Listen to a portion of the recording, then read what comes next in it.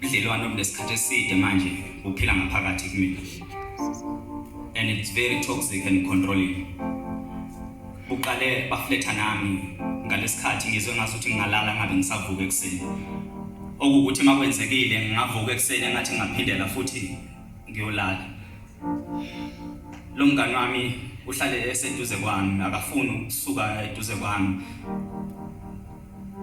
Ngoba nasebusuku angilali na uma ngalele kanti nasekuseni futhi ngivuswa uyena.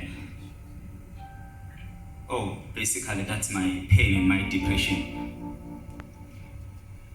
Lo mngani wami ungenze ngaze nyeza mangiphakathi kwabantu ngicela ngibone ngazuthi mina ngiyisilimi. Ngokuba uhlale ekhuluma lapha ekhanda lami ngigqugquzela ukuba ngikhethe ukufa nokuphila.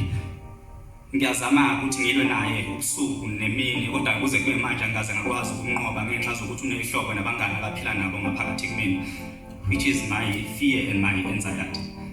Bamemeneke emzimbeni wami balala nami ubusuku nemini, we having a threesome relationship, they all fuck with my life. Okubuhlungu ukuthi bahlale bengigqugquzela ukuba ngikhethe ukufa okunokuphila sihlale silwa nabo ubusuku nemini, into engisababa ukuthi ngolunye usuku kuyosangabe ngisakwazi ukuvuka ekseni sebengidlulile. Oh, i-depression yami ingenze ngazonda zonke izinto akade ngizithanda. Ingenze ngazonda ukuhlala nabantu ngoba njalo mina mangiphakathi kwabantu ngizibona ngazuthi ngisilima ngoba ngikuthanda ukukhuluma. Ukuthi mangingakuthanda ukukhuluma ngicina ngibukeka njengomuntu odelelayo noma ositshelayo. I-anxiety yami yenze ngaze nyeza nami ukuthi mangizohlangana nabantu ngisibingelela mina kabili noma kathathu ngaphambi kokuba ngizobingelela lo muntu engizohlangana naye ngoba nakhona angazi ukuthi kusekuyitshela nokubingelela umuntu maqede ngidlule singabi nawo ama-small talks ngiyawazonda amangcobo. Kahle kahle angimini ozonda amangcobo, it's my pain and my depression ibona bazonda ama-small talks. I-depression yami inokuthi mawuthi bona umuntu oyedwa kabili osuku olulodwa ingitshela ukuthi angishintshe indlela ngijikeleze kunokuthi ngiphinde ngizohlangana naye lo muntu oyedwa futhi. Ngoba nakhona ngazi ukuthi right ukubingelela umuntu oyedwa kabili osuku olulodwa. I-depression yami inokukhuluma lapha ekhanda lami inamba abantu abaziyo. Ungababheki emehlweni ngoba bazokubingelela mase beyaxoxisa. Ingakho mangikhuluma nomuntu ngambheke ezindlambeni zamehlo ngoba kulapho kuhlala khona ubuhlungu bami obuningi. Uma kwenzekile wasibuza impilo, i-depression yami iphendula kuqala ithi yebo siyaphila with a fake smile but deep down ngisuke ngifa ngaphakathi kumina. Okubuhlungu ukuthi labangani bami baphila ngaphakathi kumina and bayakwazi ukuzenzisa ngoba ngibukeka ngijabule ngaphandle kodwa ngaphakathi kumina ngisuke ngifa ngiyibona ngazuthi ngiyisidumbu. I-depression yami inokungikhumbuza into ezibuhlungu, ingitshele zonke izinto ezibuhlungu njalo mangizama ukucabanga izinto ezivama ukuletha injabulo empilweni yami. I-depression yami inokungitshela ukuthi vele mina ngilutho futhi ngiyoze ngife ngelutho ngenxa zokuthi mina nginabazali vele kungifanele ukuhlupheka ngise ngife lapha emhlabeni.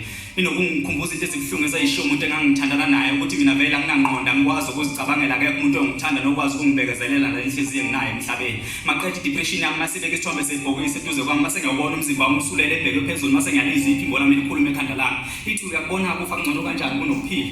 Ngaleso sikhathi okubuhlungu ngiyahleka ngaphandle kodwa ngaphakathi kumina ngizama ukulwa nesimo sokuqeda ngempilo yami. Okubuhlungu ngiyahleka akekho ngisho noyedwa umuntu obonayo lobo buhlungu engibhekene nabo ngaphakathi kumina.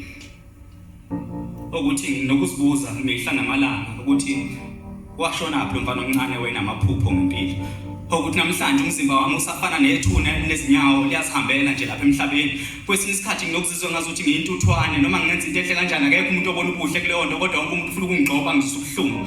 Ngoba vele i-depression yami ingangitshela ukuthi mina ngikho strong ngi-weak. Like right now you cannot tell ukuthi ngine-depression ezama ukungivala umlomo uma ngizama ukukhuluma ngiphresela obondeni ngiyazama ukuyiphusha ngiyisuse eduze kwami. And enzami ethamenzi ukuthi ngize nyeze ngami njengamanje mina kumele ngiyilwe ukuze ngikwazi ukukhuluma ngiqonde. Njengamanje ngiyaqhaqhazela ngijuluka namakhwapha ngenxa zala abangani bami abaphila ngaphakathi kumina.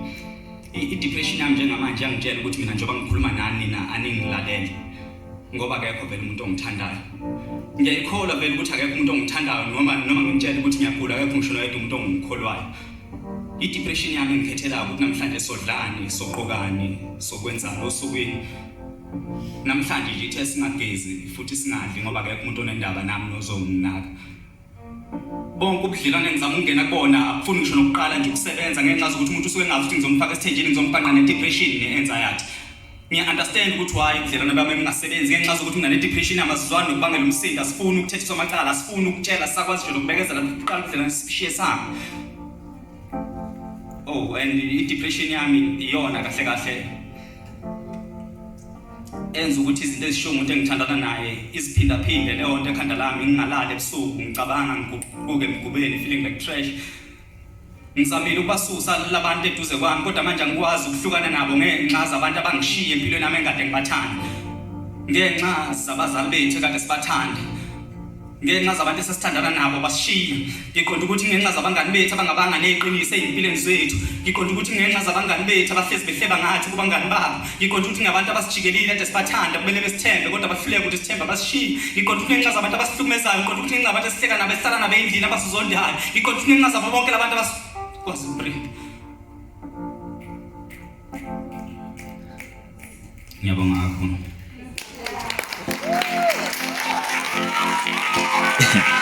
Etekisini lothando. Ngicela nihlale nisondelane nithandane sofaka nangumfanya nomncanyana uhamba nogogo wakhe baphelele endleleni emfulo kwaShabalala.